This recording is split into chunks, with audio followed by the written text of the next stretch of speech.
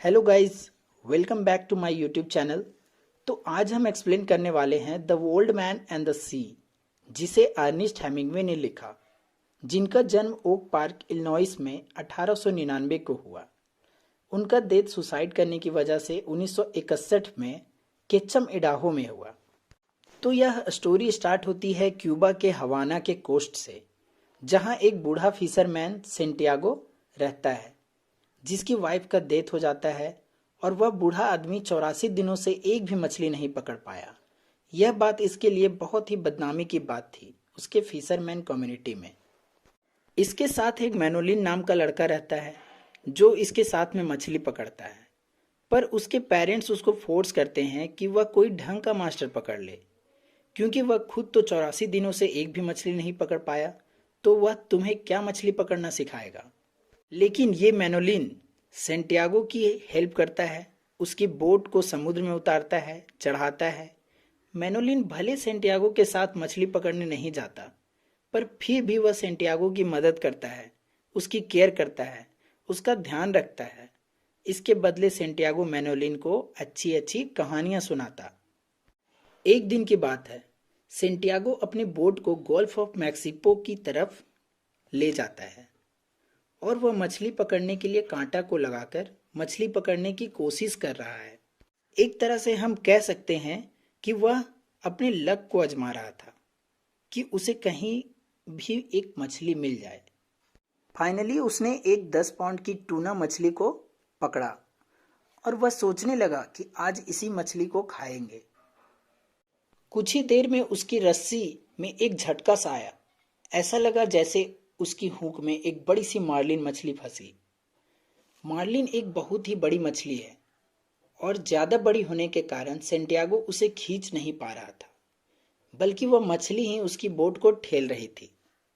Santiago को उस मछली पर दया आ रही थी, पर फिर भी वह निश्चय कर लिया था कि वह उस मछली को मारेगा और वह अपने सारे कांटों को कट कर दिया। बस मार्लिन जिस कांटे में फंसी हुई थी उसी पर फोकस करने लगा, क्योंकि वह नहीं चाहता था कि इतनी बड़ी मछली को वह अपने हाथ से निकल जाने दे। अब रात भी खत्म हो जाती है, अगले दिन फिर सूरज निकल आता है। अब मार्लिन जो है वो रस्सी को जोर जोर से खींचने लगी। इसके कारण सेंटियागो का हाथ भी कट जाता है। उसने अपने हाथ को संभाला। मार्लिन जब पानी से बाहर जंप लगाई, तब सेंटियागो को लगता है कि इतनी बड़ी मछली को वह मार पाएगा या नहीं।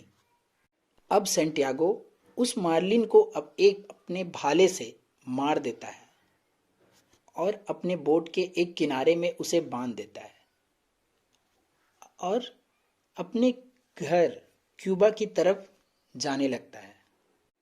अब तीसरे दिन मार्लिन के खून की खुशबू से जितने भी शार्क थे सब अट्रैक्ट होने लगे और एक शार्क ने उसके बोट पर हमला कर दिया। शार्क मार्लिन के मांस को खाने लगा। सेंटियागो ने उस शार्क को मार दिया, लेकिन जब वह फिर आगे बढ़ा तो वहां और भी शार्क आ गई और सब मार्लिन के मांस को खाने लगी। सेंटियागो किसी भी तरह किनारे तक पहुंचा जहां सब कोई सो रहे थे। उसने मार्लिन के बचे हुए हिस्से को खींचते हुए किनारे में लाया और वापस आकर अपनी झोपड़ी में सो गया। अब दूसरे दिन मैनोलिन वहां उसके पास आया। उसने सेंटियागो को देखकर बहुत खुशी मनाई। वह बहुत खुश हुआ, लेकिन अब उसने सेंटियागो के कटे हुए हाथ को देखा तो वो बहुत ही इमोशनल हो गया और रोने लगा। वह सेंटियागो के लिए कॉफी और नाश्ता लाया था।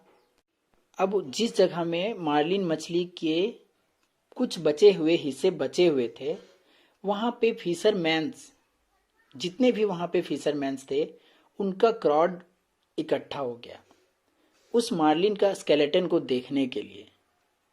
सब कोई उसे शार्क समझ रहे थे, लेकिन वह शार्क नहीं था, वह एक मार्लिन मछली थी। लास्ट में मैनोलिन सेंटियागो से कहता है, उसके पेरेंट्स चाहे कुछ भी कहे, वह उनके साथ फिशिंग करने आएगा। और अब सेंटियागो फिर अपने झोपड़ी में सो गया और अपने उसी लायंस के सपनों में फिर से खो जाता है। तो अब यह वीडियो यहीं पे समाप्त होता है। आई होप आपको ये वीडियो समझ आया हो, पसंद आया हो। इस वीडियो का नोट्स आपको डिस्क्रिप्शन में मिल जाएगा। And thanks for watching this video. If you like this video, click the subscribe button and like my video. Thanks for watching.